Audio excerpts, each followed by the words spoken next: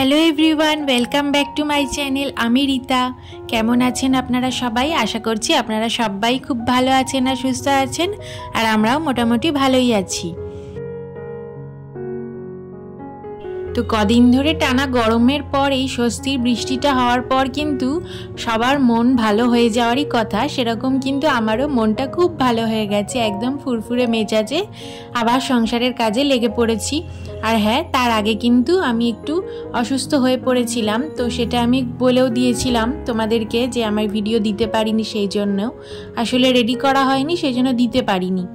তো এইবার থেকে আশা করছি যেমন আমার ভিডিও আসতো সেরকমই আসবে। তো ওই যে বললাম আমার শরীরটা একটু খারাপ হয়ে গেছিলো বলে সংসারের কাজকর্মগুলো খুব একটা ভালোভাবে করা হয়নি, খুব একটা কি করাই হয়নি।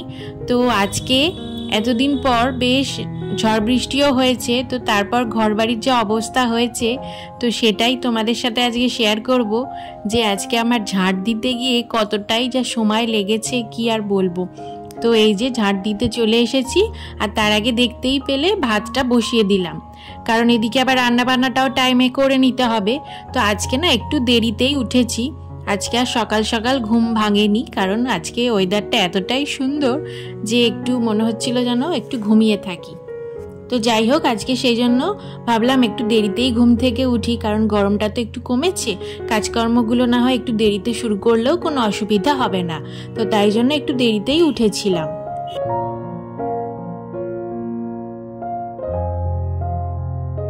তো এই যে ঝড় বৃষ্টি হওয়াতে যেমন একটু গরমটা করেছে, একটু স্বস্তি পাওয়া গেছে ঠিকই, সেই সাথে কিন্তু ঘরবাড়ি প্রচণ্ড পরিমাণে ধুলো হয়েছে, কারণ প্রথমেই ঝড়টা হয়েছে আর সেই জন্যই এত ধুলো উড়ে চলে এসেছে। এতদিন টানা বৃষ্টি ছিল না, রাস্তাঘাটে এত ধুলো জমেছিল, সেগুলো একেবারে সব বাড়িতে ঢুকে গেছে।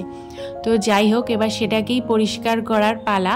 তো আজকে আমার ঝাড় দিতে গিয়ে একেবারে কোমরটা পুরো ব্যথা হয়ে গেছিল, মানে প্রায় ঘন্টাখানেক লেগেছে আমার ঘরটাকে ভালো করে ঝাড় দিতে, মানে এক এক জায়গায় আমাকে প্রায় দুবার করেও ঝাড় দিতে হচ্ছিল, এমন অবস্থা হয়েছিল।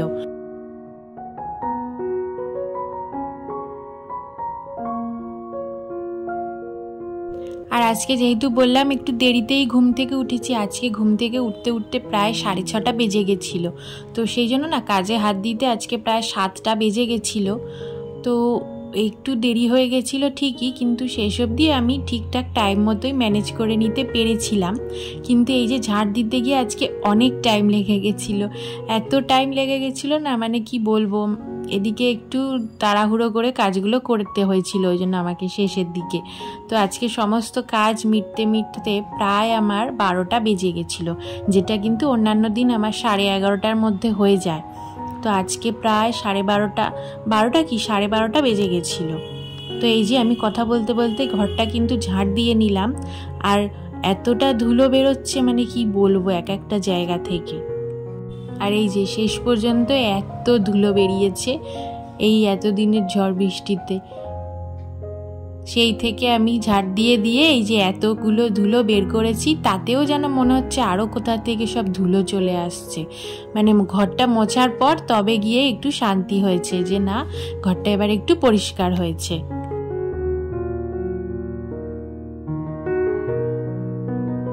আর আজকে ডাস্টিংটা করেছি ঘরটাকে ঝাড় দিয়ে নেওয়ার পরে, কারণ এত ধুলো ছিল ঘরে, আগে এইগুলো ডাস্টিং করে নিলে কোনো লাভই হতো না, ঝাড় দেওয়ার পর আবার সব ধুলো এই সমস্ত ফার্নিচারগুলোতে এসে পড়ে থাকতো। সেই জন্য আজকে আমি ঠিকই করে নিয়েছিলাম যে আজকে আমি আগে ঘরটাকে ঝাড় দিয়ে নেব, তারপরে সমস্ত কিছু আজকে একটু ডাস্টিং করব। সমস্ত কিছু বলতে ওই যে বললাম ঘরটা ঝাড় দিতে এতটাই সময় লেগে গেছে, তো সেই জন্য সব কিছু একদিনে করতে পারলাম না, ওই যেগুলোতে মনে হচ্ছিল একটু বেশিই ধুলো জমেছে সেগুলো আজকে একটু করে দিচ্ছি, আর বাদবাকিগুলো আবার অন্যান্য দিন করব।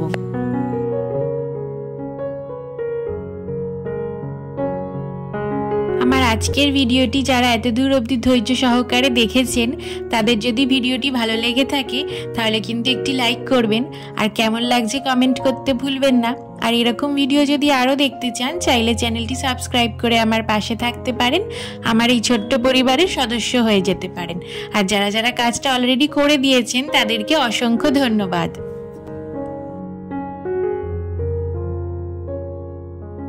তো তোমাদের অনেক কমেন্টসই আসছে এবং তার মধ্যে তোমরা যেমন কমেন্ট করে জানাচ্ছ ভিডিওটা কেমন লাগছে, আর সেই সাথে অনেকেই অনেক কিছু কোশ্চেন করছো।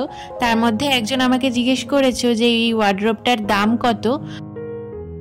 আসলে এটা তো আমার কেনা নয়, এটা বানানো, তো সেই জন্য আমি সেরকমভাবে দামটা এখন বলতে পারছি না, কারণ একসাথে অনেকগুলো কাজ করানো হয়েছিল, তার মধ্যে এটাও ছিল, এটা তো আলাদা করে করানো হয়নি, তো সেই জন্য ওরকমভাবে দামটা কিছু বলা যাচ্ছে না।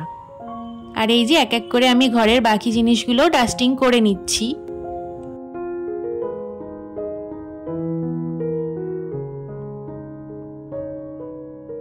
আর হ্যাঁ, তোমরা কিন্তু জানিও তোমাদের ওখানে কীরকম বৃষ্টি হলো, আর তোমরা সেই বৃষ্টিটা কীরকমভাবে এনজয় করলে, আর কীরকম বৃষ্টির পরে ওয়েদারটা এখন কীরকম আছে, কে কোথা থেকে ভিডিওটা দেখছো সেটাও কিন্তু জানাতে ভুলো না।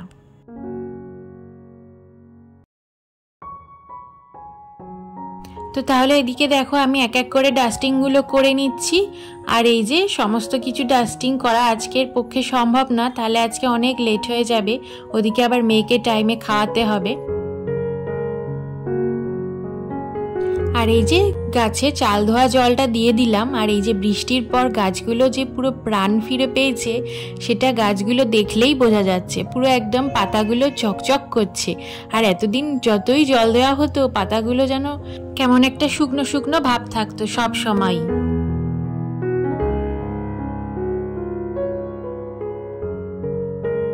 আর আজকে এই যে এতক্ষণ পর চলে এসেছি এবারে বিছানাটা গোছাতে। আসলে মেয়ে আজকে অনেকক্ষণই ঘুমিয়েছে, আর আমিও ওকে আর ডাকিনি। আসলে এই কদিন গরমেতে না ঘুমাতেই পাচ্ছিল না, শুধু ওর ঘুম ভেঙে যেত আর তাড়াতাড়ি উঠে পড়তো। তো সেই জন্য আজকে এখন ওয়েদারটা একটু ভালো হওয়াতে ওর একটু ঘুমটা হয়েছে, তো সেই জন্য আমি আর ডাকিনি। আসলে আজকে নিজেও একটু দেরিতে উঠেছি, তো সেই জন্য ওকেও আজকে আর ডাকিনি, প্লাস ও নিজেও একটু দেরিতেই উঠেছে।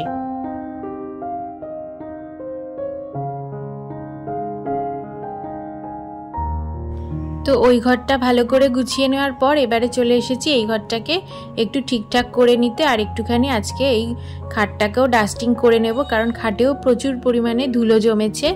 আসলে হাওয়া দিয়েছিল বলছিলাম, জানলা দরজাটা একটু খোলাই ছিল, এত হুড়মুড়িয়ে হাওয়াটা দিয়ে ঝড়টা উঠেছিল, মানে একটা দরজা জানলা দিতে না দিতেই সমস্ত দিকে চারিদিকে ধুলোবালি জমে গেছিল।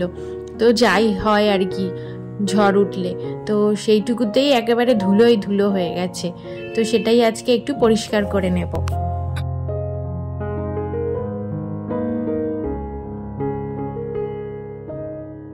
তো মাঝে দুদিন আমার ভিডিও আসেনি, তার জন্য তোমাদের কাছে অনেক অনেক সরি চেয়ে নিচ্ছি।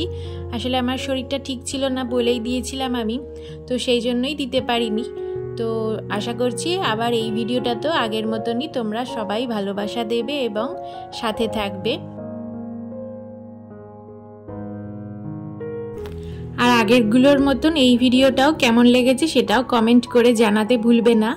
আশা করছি তোমাদের এই ভিডিওটাও ভালো লাগবে।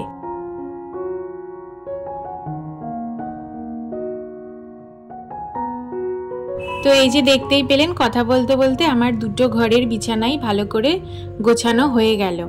তো এরপরে চলে যাব রান্নাঘরের কাজগুলো করে নিতে এক এক করে।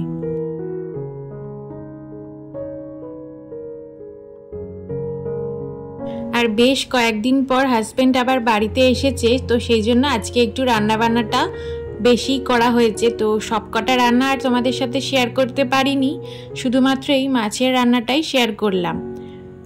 তো এই যে মাছগুলো ভাজতে প্রথমে বসিয়ে দিয়েছি, এটা দিয়ে মাছের ঝোল বানিয়ে নেব। আর বাদবাকি রান্নাগুলো হয়ে গেছে, শুধুমাত্র এইটাই করতে বাকি আছে।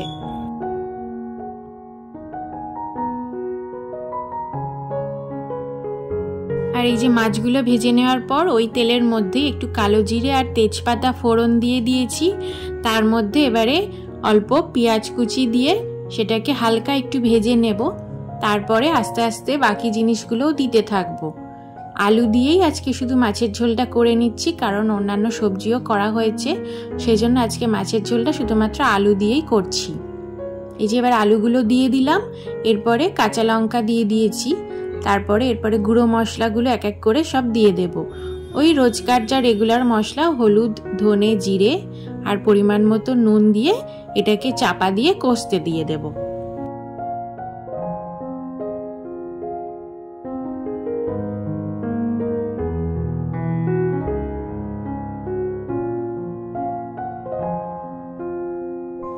এই যে এবারে সবজি থেকে তেল ছেড়ে দিয়েছি, এবারে পরিমাণ মতন জল দিয়ে ভাজা মাছগুলো দিয়ে ফুটতে দিয়ে দেবো, তাহলে মাছের ঝোল রান্নাটা কমপ্লিট হয়ে যাবে।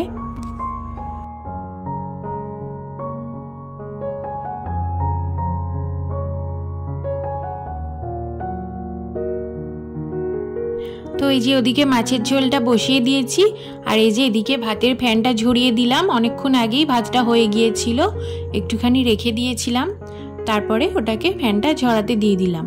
আর এই যে এদিকে যে কটা বাসন বেরিয়েছে সেটা এবারে ভালো করে মেজে দিয়ে রেখে দিচ্ছি, খুব একটা বাসন বেরোয়নি এখনো।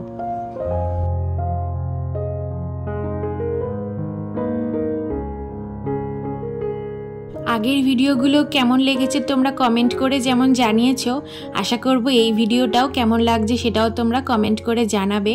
আর তোমাদের এই এত ভালো ভালো কমেন্টগুলো পেয়ে কাজ করার অনেক বেশি উৎসাহ পাচ্ছি, যতই কষ্ট হোক, কারণ ভিডিও করতে করতে কাজ করতে একটু কষ্ট হয়ে যায়, একটু দেরি হয়।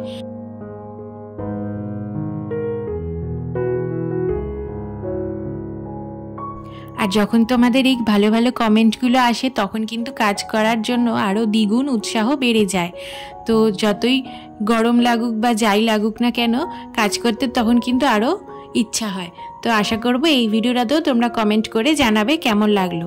আর এই যে দেখতেই পেলে কথা বলতে বলতে আমার বাসনগুলো মাজা সমস্তটা হয়ে গেছে। এবারে গ্যাসটা ভালো করে একটু ক্লিন করে নেব, কারণ মাছ টাছ রান্না হলে গ্যাসটা এরকমভাবে না ক্লিন করলে কেমন যেন একটা লাগে। যদিও আমি সমস্ত রান্না পরেই এরকমভাবে রেগুলারই গ্যাসটাকে ক্লিন করে নিই।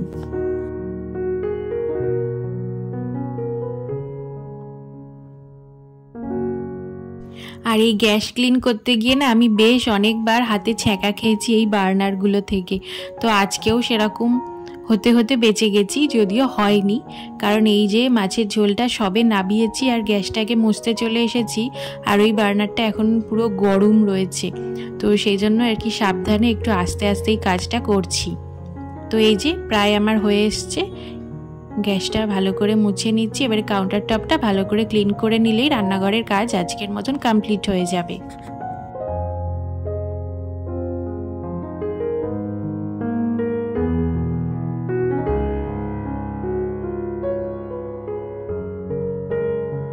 আর এইবারে চলে এসেছি লাঞ্চ মেনু নিয়ে। আজকে লাঞ্চে আছে হচ্ছে আলু, পটল আর ভেন্ডি একটু ভেজে নিয়েছি, চিড়ে চিড়ে করে আলুটা কেটে নিয়ে, আর করেছি হচ্ছে লাউয়ের তরকারি, আর ওদিকে মাছের ঝোল। ব্যাস, আর কিছু করিনি। এই দিয়েই আজকে লাঞ্চটা কমপ্লিট করে নিচ্ছি।